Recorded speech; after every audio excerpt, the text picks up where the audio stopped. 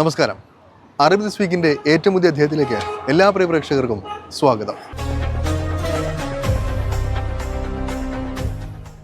Gulf നാടുകളിലെ Baliperunnal വിശേഷങ്ങളിലേക്കാണ് ഇത്തവണ അറബി this week ആദ്യം കടക്കുന്നത്. ആ കാഴ്ചകളിലേക്ക്. ദൈവകൽപ്പന മാനിച്ച് പ്രവാചകനായ ഇബ്രാഹിം നബി സ്വന്തം മകനെ ബലിയർപ്പിക്കാൻ തുനിഞ്ഞതിന്റെ ഓർമ്മ പുതുക്കിയാണ് വിശ്വാസ സമൂഹം ബലിപെരുന്നാൾ ആഘോഷിക്കുന്നത്.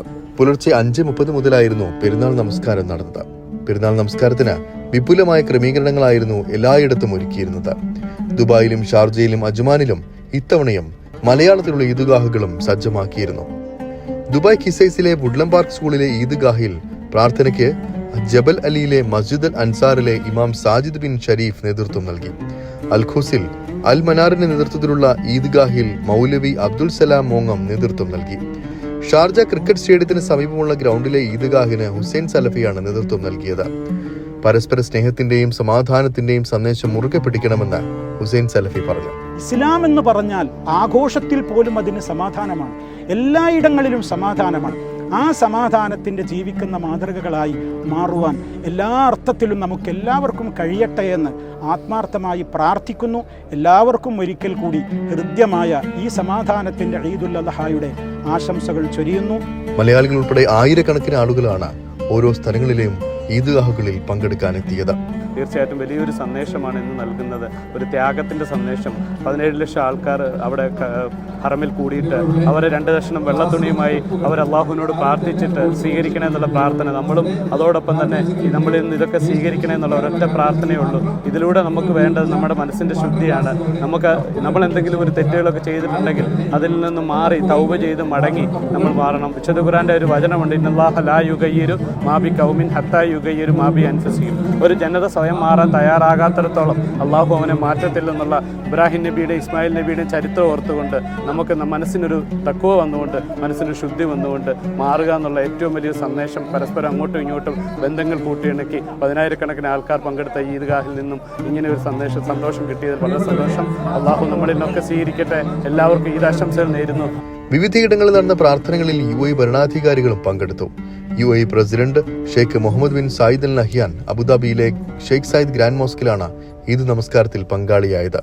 തുടർന്ന് അബുദാബിയിലെ അൽ മുഷരിഫ് കൊട്ടാരത്തിൽ നടന്ന ചടങ്ങിൽ UAE വൈസ് പ്രസിഡന്റും പ്രധാനമന്ത്രിയും ദുബായ് ഭരണാധികാരിയുമായ Sheikh Mohammed bin Rashid Al Maktoum അടക്കം UAE സുപ്രീം കൗൺസിൽ അംഗങ്ങളും വിവിധ എമിറേറ്റുകളിലെ ഭരണാധികാരികളുമായ മുഴുവൻ നേതാക്കളെയും അദ്ദേഹം സ്വീകരിച്ചു.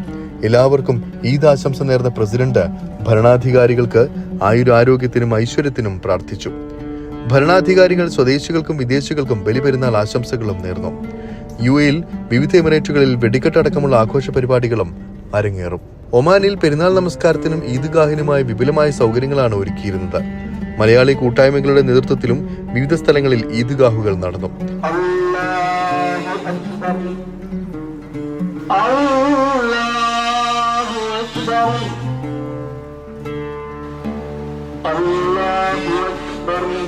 ഈ പ്രവാസ ലോകത്ത് പ്രത്യേകിച്ചും പെരുന്നാളിൻ്റെ ഈദിൻ്റെ സമയത്ത് ഒരുമിച്ച് കൂടുവാനും പരസ്പരം കാണുവാനും അതുപോലെ തന്നെ കൂട്ടായ്മകൾക്കൊക്കെ പറ്റുന്ന ഒരു വലിയ ഒരു സംഭവമാണിത്. വളരെ സന്തോഷമുണ്ട് ഇങ്ങനെ ഒരു പരിപാടി സംഘടിപ്പിച്ചതിൽ, ഈ ഒരു ഈദ്ഗാഹിൽ പങ്കെടുക്കുവാൻ പറ്റുന്നതിൽ.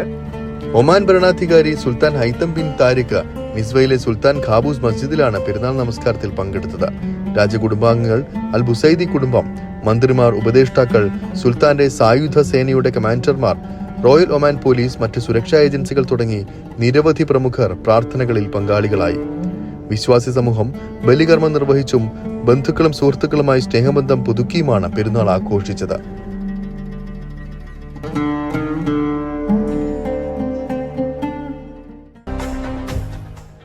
ഇനി വ്യത്യസ്തയായ ഒരു കലാകാരിയാണ് പരിചയപ്പെടുന്നത്.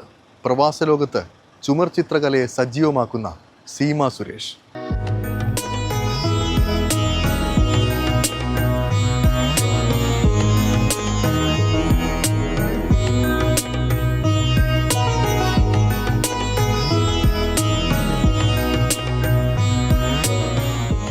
കോളേജ് പഠനം പാതി വഴിയിൽ നിർത്തി ചുറ്റുമുള്ള ചോദ്യങ്ങളെ വകവയ്ക്കാതെ ചിത്രരചനയാണ് തന്റെ വഴിയെന്ന് ഉറക്കെ പറഞ്ഞ നിറങ്ങൾക്ക് പുറകെ സഞ്ചാരം ആരംഭിച്ച ഈ തലശ്ശേരിക്കാരിയുടെ കഥ പുതുതലമുറയ്ക്ക് ഒരുപക്ഷെ കൗതുകം ജനിപ്പിച്ചേക്കാം.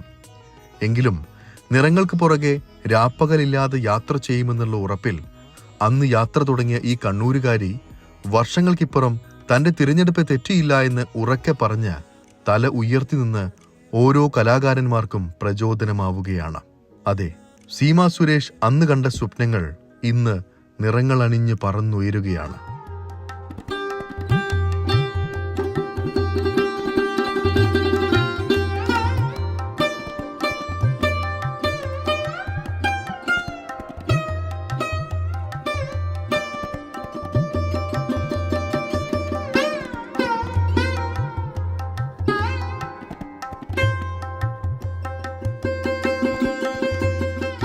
കേരളത്തിലെ വനിതകൾക്ക് ചുമർചിത്ര പഠനം എളുപ്പമല്ലാതിരുന്ന ഒരു കാലത്ത് ആ വഴിയിലൂടെ രാപ്പകലില്ലാതെ സഞ്ചരിച്ച് വിജയിച്ച ചിത്രകാരിയാണിവർ.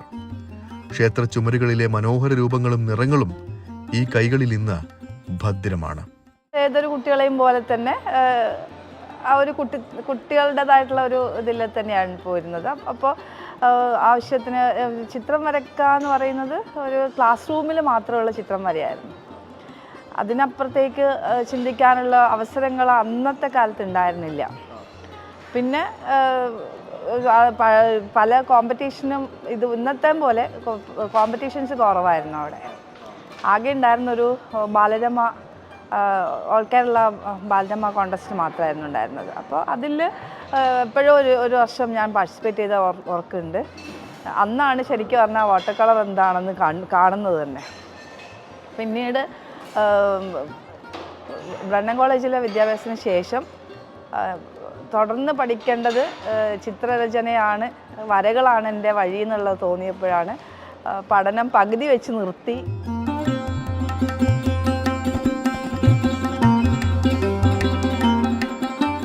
തലശ്ശേരിക്കാരിയായ സീമയ്ക്ക് എന്നും നിറങ്ങളായിരുന്നു പ്രധാന കൂട്ടുകാർ. വളർന്നപ്പോൾ ചിത്രരചന പഠിക്കുക, അതിൽ മുന്നോട്ടു പോവുക എന്നതിനപ്പുറം മറ്റൊരു ചിന്തയും തോന്നാത്തതിൻ്റെയും പ്രധാന കാരണം അതുതന്നെയായിരുന്നു. പക്ഷേ ആഗ്രഹത്തിന് പുറകെ പോകാൻ നേരിടേണ്ടി വന്ന പ്രതിസന്ധികൾ വലുതായിരുന്നു. ഞാൻ എൻ്റെ വീട്ടുകാരുടെ അഭിപ്രായമാണ് കേൾക്കേണ്ടി വന്നത്. വളരെ ഭീകരമായിട്ടുള്ളൊരു അന്തരീക്ഷമായിരുന്നു. ഒരു ആർട്ട് പഠിക്കാൻ പോകണം എന്ന് പറഞ്ഞപ്പോൾ തന്നെ യുദ്ധസമാനമായിട്ടുള്ളൊരു അന്തരീക്ഷത്തിലാണ് ഞാൻ ഉണ്ടായിരുന്നത്. അപ്പോൾ ഒരിക്കലും അവർ സമ്മതിക്കില്ല. എല്ലാവരും ഗവൺമെൻറ് ഉദ്യോഗസ്ഥരും അങ്ങനെയൊക്കെയുള്ള ഒരു കുടുംബത്തിൽ നിന്ന് ഒരു ചിത്രം മമ്മീൻ്റെ ഭാഷയിൽ പറഞ്ഞു കഴിഞ്ഞാൽ വരച്ചിട്ട് എന്തുണ്ടാക്കാനാണ്, ആ സമയത്ത് പഠിച്ച് വല്ല ജോലിയും ഉണ്ടാക്കാൻ നോക്കൂ എന്ന് പറയുന്ന ഒരു അവസ്ഥയായിരുന്നു. അതിൽ നിന്ന് മാറി ഞാൻ എൻ്റെ വഴിയിലൂടെ തന്നെ നടക്കാൻ തീരുമാനിക്കുകയും പിന്നീട് അതിൽ നിന്ന് പിന്തിരിഞ്ഞ് നോക്കേണ്ട ആവശ്യം എനിക്ക് വന്നിട്ടില്ല എന്നുള്ളതാണ്. സപ്പോർട്ട് ചെയ്യാൻ ഗ്രാൻഡ് മദർ ഉണ്ടായിരുന്നു പഠിക്കാൻ പോകണം പറഞ്ഞപ്പോൾ. അപ്പോൾ വീട്ടിൻ്റെ അടുത്തുനിന്ന് കുറച്ച് ദൂരെയാണ്, മാഹി കലാഗ്രാമം എന്ന് പറയുന്നൊരു സ്ഥലത്തേക്ക് എത്തിപ്പെടാൻ എനിക്ക് വളരെ വിഷമത്തിലായിരുന്നു ഞാൻ പോയിരുന്നത്. എന്താ വെച്ചാൽ 2 ബസ് ട്രാവൽ ചെയ്യാൻ അന്ന് കുട്ടികൾ ഒറ്റയ്ക്ക് ഇത്രയും ദൂരെ വിടാനെല്ലാം മടിയുള്ളൊരു സമയം തന്നെയാണ്.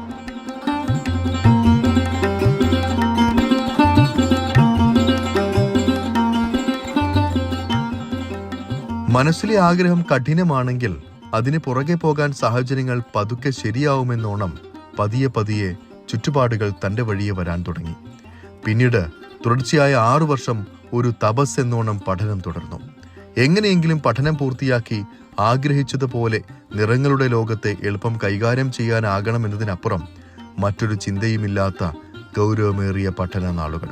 ഒരു ചിത്രത്തിന് അങ്ങനെ മിഴിവോടെ കാണാൻ പറ്റും, അത് ചെയ്യാൻ എങ്ങനെയാണെന്നുള്ള അന്വേഷണമായി. അങ്ങനെയാണ് ഞാൻ കലാഗ്രാമത്തിലെത്തുന്നതും അതിനുശേഷം സ്കൂൾ ഓഫ് ആർട്സിൽ പഠിക്കുന്നതും.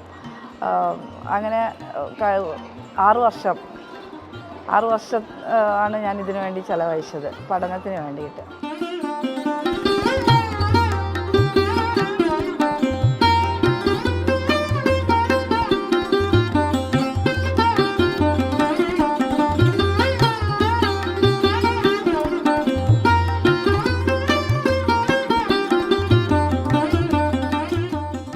പിന്നീട് വിവാഹം കഴിഞ്ഞതോടെ എറണാകുളത്തേക്ക് താമസം മാറി.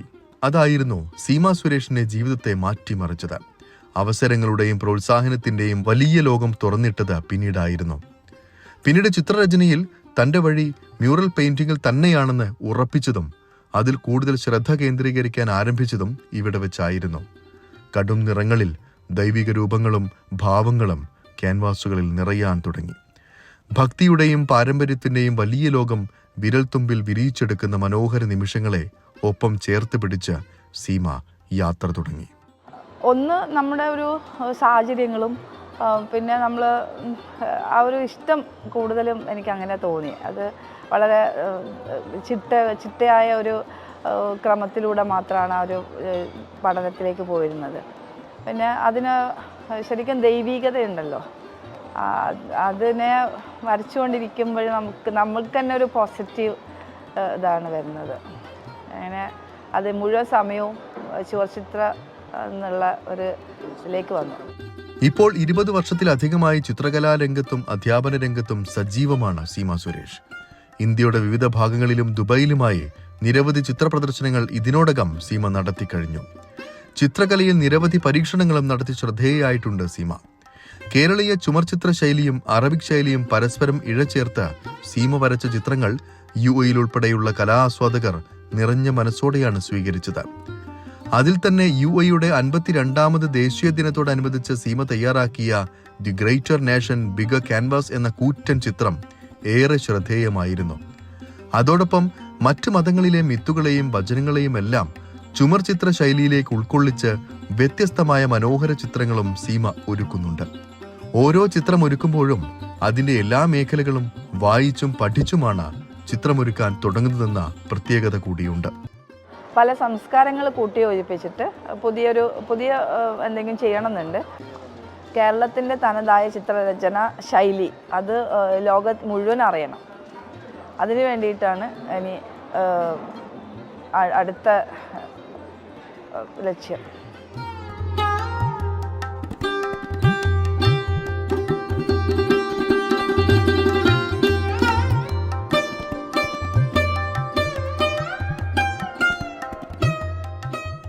മുൻ രാഷ്ട്രപതി പ്രതിഭ പാട്ടീൽ, മുൻ miss universe Natalie Glebova, Lulu group ഉടമ MA യൂസഫ് അലി, ചലച്ചിത്ര താരങ്ങളായ മമ്മൂട്ടി, കമൽഹാസൻ, വിജയ് സേതുപതി തുടങ്ങി നിരവധി പ്രമുഖർക്ക് ചിത്രങ്ങൾ ഇതിനോടകം സീമ സമർപ്പിച്ചിട്ടുണ്ട്. കൂടാതെ മന്ത്രി വീണ ജോർജ്, അന്തരിച്ച CPM നേതാവ് കോടിയേരി ബാലകൃഷ്ണൻ, മുൻ പ്രതിപക്ഷ നേതാവ് രമേശ് ചെന്നിത്തല തുടങ്ങി നിരവധി ആളുകൾ സീമ നടത്തിയ ചിത്ര പ്രദർശനങ്ങളിൽ അതിഥികളായി എത്തുകയും ചെയ്തിട്ടുണ്ട്. ഇപ്പോൾ ദുബായിലുള്ള സീമ കൂടുതൽ പരീക്ഷണങ്ങളുമായി മുന്നോട്ടു പോകാനുള്ള തയ്യാറെടുപ്പിലാണ്. മറ്റ് മതങ്ങളിലേക്കുള്ള എല്ലാ മതത്തിലും പല മിത്തുകളുണ്ടല്ലോ. അപ്പോൾ അതിനെ ബേസ് ചെയ്തിട്ട് എന്തെങ്കിലും ചെയ്യണം തോന്നി. അങ്ങനെയാണ് ആയത്ത് കുർസിയിലെത്തുന്നത്. ആയത്ത് കുർസി എന്ന് പറയുന്ന വളരെ ഡിവൈൻ ആയിട്ടുള്ള ഒരു സ്റ്റാൻസിയാണ്. വിശ്വാസികളുടെ ഇടയിലേക്കാണ് ഇതും കൊണ്ട് പോകുന്നത്. അപ്പോൾ അത് തീർച്ചയായിട്ടും അതിൻ്റെ എല്ലാ പവിത്രതയോടും കൂടി വേണം.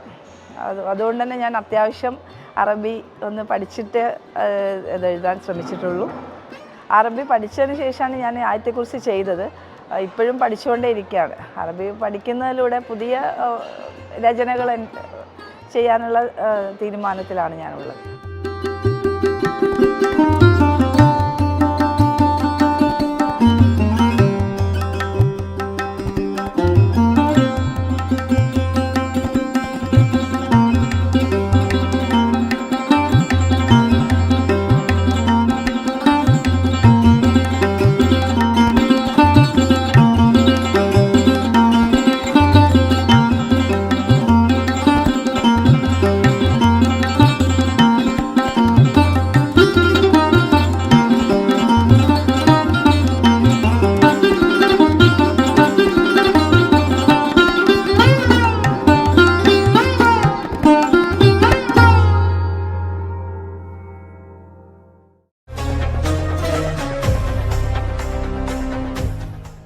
പെർഫ്യൂം നിർമ്മാണ വിതരണ രംഗത്തെ പ്രമുഖ ഗ്രൂപ്പായ ഫ്രാഗ്രൻസ് വേൾഡ് പുതിയ പെർഫ്യൂം കളക്ഷൻ അവതരിപ്പിച്ചു.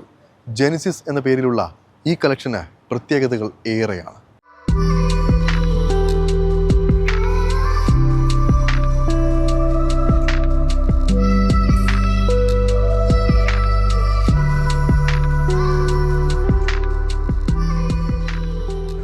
ഒറ്റ വാക്കിൽ പറഞ്ഞാൽ ആകാശ വിസ്മയങ്ങളാണ് ഈ സുഗന്ധ കുപ്പികൾക്കുള്ളിൽ ഭദ്രമായി അടച്ചിട്ടിരിക്കുന്നത്. അകലെ മിന്നുന്ന നക്ഷത്രക്കൂട്ടങ്ങൾക്കൊക്കെ ഓരോ ഗന്ധമുണ്ടായിരുന്നെങ്കിൽ എങ്ങനെയായിരിക്കും അവ? ഓരോ സോഡിയാക് സൈനിലും ജനിച്ച മനുഷ്യരുടെ സ്വഭാവത്തിനും ഇഷ്ടത്തിനും അനുസരിച്ച ഗന്ധമുണ്ടായാൽ എങ്ങനെയിരിക്കും? കേൾക്കുമ്പോൾ കൗതുകം തോന്നുമെങ്കിലും പെർഫ്യൂം നിർമ്മാണ വിതരണ രംഗത്തെ പ്രമുഖ ഗ്രൂപ്പായ ഫ്രാഗ്രൻസ് വേൾഡ് അവതരിപ്പിച്ചിരിക്കുന്ന പുതിയ കളക്ഷൻ ഉപഭോക്താക്കളിലേക്ക് എത്തിക്കുന്നത് ഇത്തരത്തിൽ അഭൗമ സുഗന്ധമാണ്. ജെനിസിസ് എന്ന പേരിലാണ് പുതിയ കളക്ഷൻ ഫ്രാഗ്രൻസ് വേൾഡ് ഉപഭോക്താക്കളിലേക്ക് എത്തിക്കുന്നത്. 12 വ്യത്യസ്ത സുഗന്ധങ്ങളിലാണ് ജെനിസിസ് കളക്ഷൻ ലഭ്യമാവുക. ഒന്നും രണ്ടുമല്ല, 24 മാസത്തെ ഗവേഷണങ്ങൾക്കൊടുവിലാണ് ഈ പ്രത്യേക കളക്ഷൻ അവതരിപ്പിച്ചിരിക്കുന്നതെന്ന് fragrance world chairman Poland Moosa Haji പറഞ്ഞു. ഓരോ വ്യക്തിയുടെയും സോഡിയാക് സൈനുകൾക്കനുസരിച്ച് തയ്യാറാക്കിയിരിക്കുന്ന ഈ പെർഫ്യൂം പുതിയ അനുഭവമാണ് സമ്മാനിക്കുക എന്നും അദ്ദേഹം കൂട്ടിച്ചേർത്തു. ജെനീസിസ് എന്ന് പറഞ്ഞാൽ അതിൻ്റെ മീനിങ്സ് തന്നെ നമ്മൾ ജാതകത്തിൽ നോക്കിയിട്ടുള്ള സ്റ്റാർ, അതാണ് അതിൻ്റെ ഒരു ഷോർട്ട് പറയുകയാണെന്നുണ്ടെങ്കിൽ അതാണ് എൻ്റെ സംഭവം. അത് ഈ ആക്ച്വലി നമ്മളെ നാട്ടിലൊക്കെ അത് ആദ്യം കഴിഞ്ഞ കാലങ്ങളിലൊക്കെ എൻ്റെയൊക്കെ ചെറുപ്പത്തിലൊക്കെ എനിക്ക് വരെ ഉണ്ടായിരുന്ന സംഭവം ഇങ്ങനെ ഉണ്ടായിരുന്ന സംഭവമായിരുന്നു. പക്ഷെ ഇപ്പോൾ ഞാൻ എൻ്റെ മക്കൾക്കൊന്നും ചെയ്തിട്ടില്ലെങ്കിലും ഇത് യൂറോപ്പിലും റഷ്യയിലും ഈവൻ അമേരിക്കയിലും ഈവൻ നോർത്ത് അമേരിക്കയിലൊക്കെ ഇത് വളരെ പോപ്പുലറാണ്. അപ്പം നമ്മളെ മൈൻഡിൽ ഉദിച്ചൊരു ചെറിയൊരു ഇതാണിത്. ഇങ്ങനത്തെ ഒരു കളക്ഷൻ ഉണ്ടാക്കിയാൽ ഇത് പോകുന്നത്. ഇതിപ്പോൾ ആൾറെഡി ഇതിൻ്റെ റെസ്പോൺസ് ചെറിയ റെസ്പോൺസ് ഒന്നുമല്ല, അങ്ങനെ പറയാൻ പറ്റാത്ത റെസ്പോൺസാണ് ഇപ്പോൾ ഇത് ഞങ്ങൾക്ക് പ്രോഡക്റ്റ് നമുക്ക് കിട്ടിയിട്ടുള്ളത്.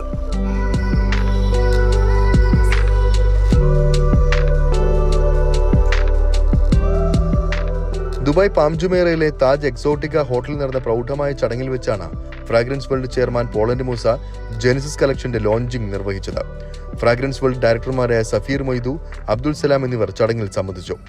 ഫ്രാഗ്രൻസ് വേൾഡിന്റെ സാന്നിധ്യമുള്ള ലോകത്തെ 132 രാജ്യങ്ങളിൽ ജെനിസിസ് കളക്ഷൻ ലഭ്യമാക്കുമെന്ന് അധികൃതർ വ്യക്തമാക്കി.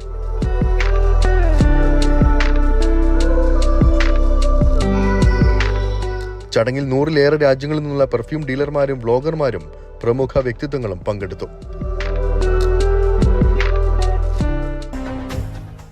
ബലിപെരുന്നാൾ ദിനങ്ങളിൽ ഒമാൻ സ്വദേശികൾക്ക് ഒഴിച്ചുകൂടാനാകാത്ത വിഭവമാണ് ഷുവ. ഈ ഷുവയെ പറ്റി കേട്ടിരിക്കണം.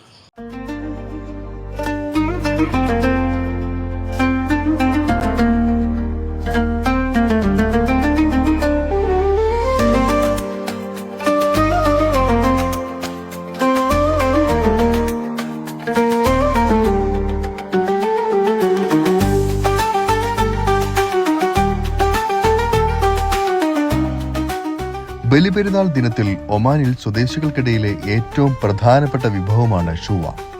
എല്ലാ കുടുംബങ്ങളും പെരുന്നാളിനോടനുബന്ധിച്ച് ഈ ഭക്ഷ്യവിഭവം ഉണ്ടാക്കും. പെരുന്നാൾ ദിനത്തിൽ തന്നെ ഷുവ പാകം ചെയ്യാൻ ഒരുങ്ങുന്നുവെങ്കിലും 2ാം പെരുന്നാളിനോ 3ാം പെരുന്നാളിനോ ആണ് ഇവ ഭക്ഷ്യയോഗ്യമാവുന്നത്. ഇറച്ചിയിൽ മസാല പുരട്ടിയ ശേഷം വാഴയിലയിലോ ഈന്തപ്പന ഓലയിലോ പൊതിഞ്ഞ് പ്രത്യേകം സജ്ജമാക്കിയ കുഴിയിലിട്ട് മൂടി മേൽഭാഗത്ത് തീയിട്ട് പാകമാക്കുന്നതാണ് രീതി.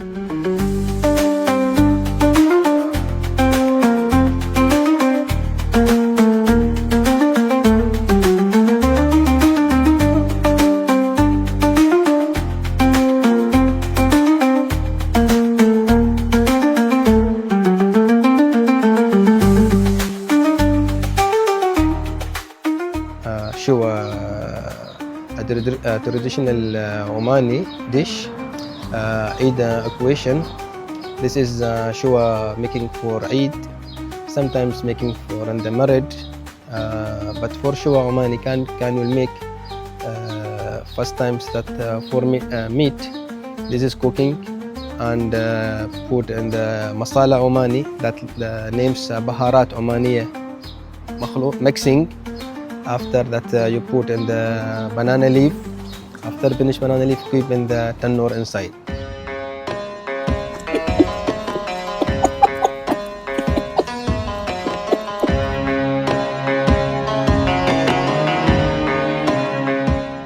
ഷുവ ഉണ്ടാക്കാൻ ആട്ടിറച്ചിയാണ് പ്രധാനമായും ഉപയോഗിക്കുന്നത്. ആടിനെ മുഴുവനായും ഭാഗികമായും ഉപയോഗപ്പെടുത്താറുണ്ട്. ആട്ടിറച്ചി കഴുകി വൃത്തിയാക്കിയ ശേഷം പ്രത്യേകതരം ഒമാനി മസാല പുരട്ടിവെക്കും. ഷുവ തയ്യാറാക്കുന്നതിൽ മുതിർന്നവർക്കൊപ്പം കുട്ടികളും പങ്കുചേരും. ആടിന്റെയോ ഒട്ടകത്തിന്റെയോ വലുതായി മുറിച്ച ഇറച്ചിയിൽ എല്ലാ ഭാഗത്തും നല്ല രീതിയിൽ മസാല പുരട്ടിയ ശേഷം വാഴയിലയിലോ ഈന്തപ്പന ഓലയിലോ വെച്ച് തുന്നിക്കെട്ടും.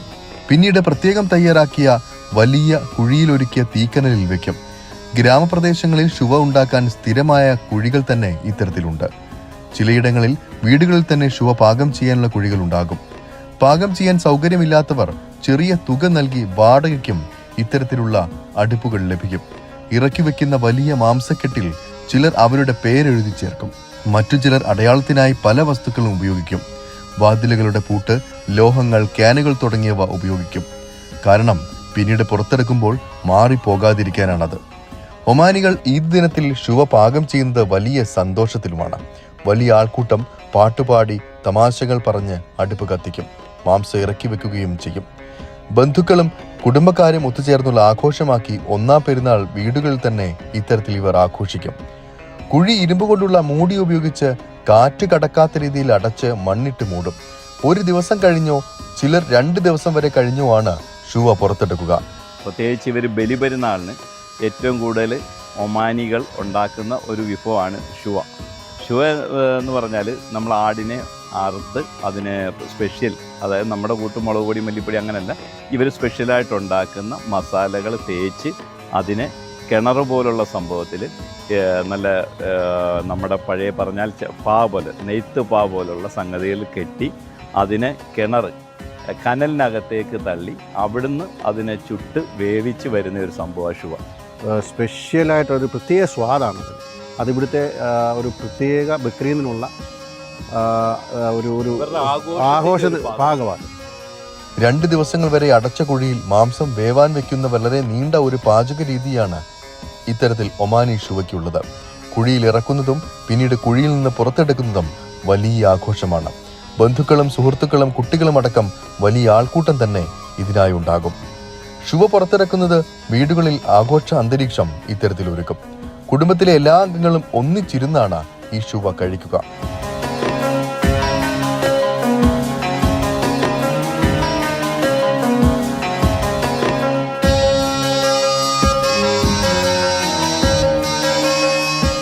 Welcome to Muscat area. We have the place for the hole for the shua. Just people put it like 80-70 package in this hole. It's take it from 24 hours. Some area take it 2 days. It's very traditional shua and food. We are so happy there, and Eid Mubarak.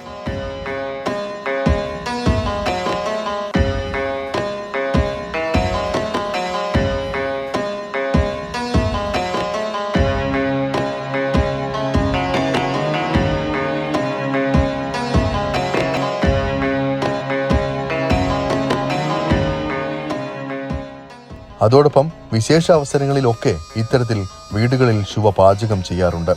ഒമാനിലെ ഏറ്റവും പ്രധാനപ്പെട്ട ഭക്ഷ്യവിഭവമായ ശുവയ്ക്ക് ഇപ്പോൾ മറ്റു രാജ്യങ്ങളും ആവശ്യക്കാരുണ്ട് എന്നതാണ് പ്രധാനം.